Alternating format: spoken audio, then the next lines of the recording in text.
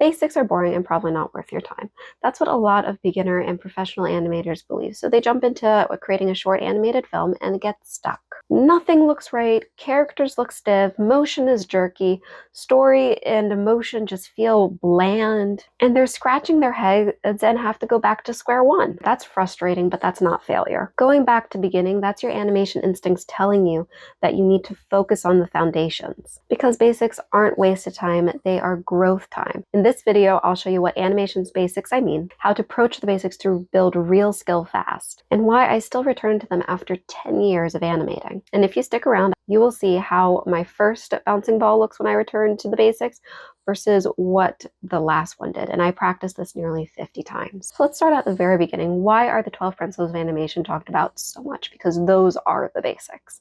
It is what every video will tell you. That is what makes up animation. They are the building blocks, the foundation, any other words you can think of that mean. They are the core elements that make something come to life. That's why they're important and why they get talked about. But because they've been talked about so much as the core, as the basics, and that they are just skills in order to create more amazing animations, people skip over them for that exact reason. What I mean is that most beginners and professionals, you don't skip over the basics because you're lazy. It's not because you didn't want to put in the work.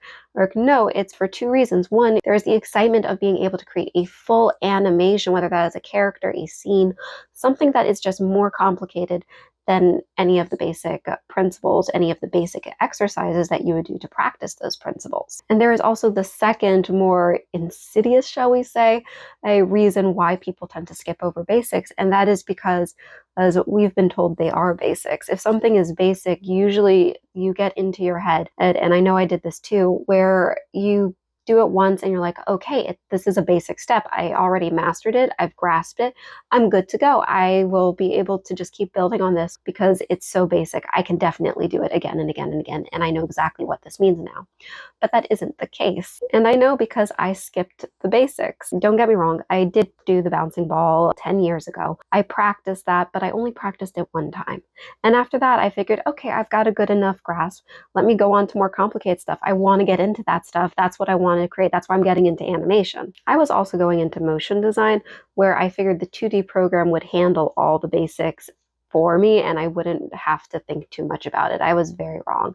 Skip forward several years, I'm a motion designer, and I feel like my animation is subpar, or if I'm lucky, it's average compared to my coworkers. It wasn't until I started practicing the basics again, going back to that bouncing ball, and I practiced it as traditional animation, that I finally figured out where I was going wrong and how I could grow my skills.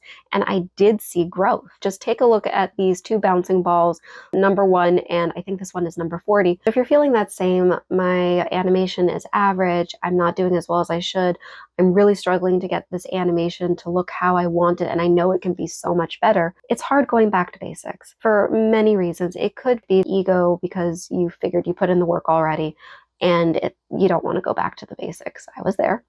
But it could also be a matter of time, because if you only have an hour to yourself to do your animations, then which do you do?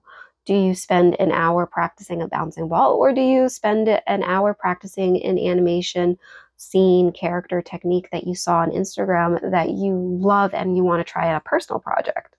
Is there even a contest to which one you want to do more? But when you skip basics, your progress, it slows down. Don't get me wrong, it's not bad to want to create new stuff, to push yourself to new heights. That is an amazing, amazing motivation. But I also, just from experience, know that pushing to those new heights and skipping the basics now, it ends up being the longer path to success, because basics give you shortcuts in the long run. Basics give you something that recreating an animation just doesn't. And that happens in 3 ways. The first one is that basics give you a space to play, practice, and break the rules that you're learning. And one of the best parts about the basics as a practice session is that there's no pressure to be perfect or make something super amazing, because you're not really planning on showing your practice to anybody. It's just for you to assess and grow your skills. The second reason why basics gives you more than a complicated animation does is because there's less moving parts to play with when you're just starting out. For instance, if you were to do character animation, you want to jump into making your first character. Yes, I completely understand, and I love character animation. But character animation is the head, it is the neck, it is the torso, it's the arms, it's the legs, it's figuring out how your character is shifting its weight, where the contact points are so their feet aren't sliding. It's expressions, it's a lot. Versus one of the basic exercises you could do, which is a character head turn. Already does that seem a lot more simple to accomplish and practice until you get really, really good at it, or close to good enough that you can move on. And the last one, which is actually my favorite reason for going back to basics, is that the limits actually gives you more creativity. You may have heard this before or not, but when you have boundaries, your creativity explodes, and that's because you have to figure out what to do within the confines.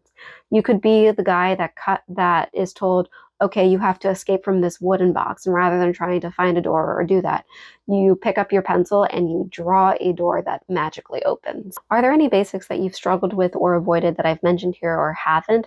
I've left the ones that I've struggled with down in the comments below if you're curious. I know the urge to skip the basics for more complicated projects and the backlash from that. But as I mentioned earlier, going backwards and practicing the basics until you feel like you're close to mastering them, it actually leads to a bigger payoff and turns them into shortcuts that help you in so many ways. Just a few ways that I know that it's helped me. My characters feel more alive because I have a deeper understanding of how the principles of animation actually apply to their movements. My project workflows are faster because I'm able to make quicker decisions because I understand how everything works and where this is going to give the most payoff. And this last one probably doesn't seem like it should be related, but going back to basics has actually given me more joy for animation again. Maybe because it's going for a simpler, maybe it's taking that pressure off.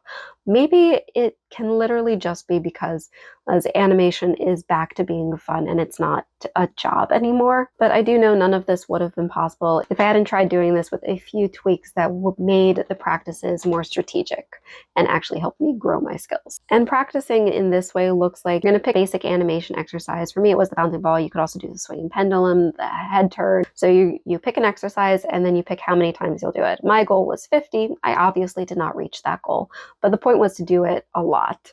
And if you're busy and you don't actually have the time, not getting all the way to the end isn't the point. The point is to just do it several times over so that you get the practice in, and then you do the next step, which is you look at the animation that you just created of that basic exercise.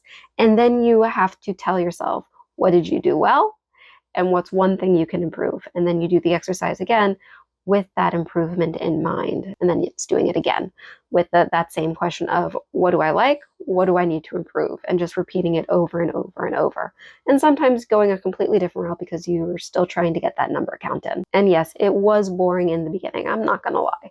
That first animation that I did of this bouncing ball, I was wondering, what's the point? But I really have come to see the payout of going back to those basics. And if you're struggling with your animation and something is looking off, or you're feeling behind because as you think that you should be further along than you are after all the time and effort you've put into, it could just be a simple matter of going back to basics, even if they're boring. Because if you put in that time now with the basics and they make you better for the future, is the time worth it? I really truly believe that if you have some focused time to practice basics and a willingness to practice something boring, that you are going to exceed and surpass whatever expectations that you think your animation skill level is capped at. Because just going back to basics, it helps growth. It really does. And if time is your issue where you are struggling to stay consistent, watch this video next.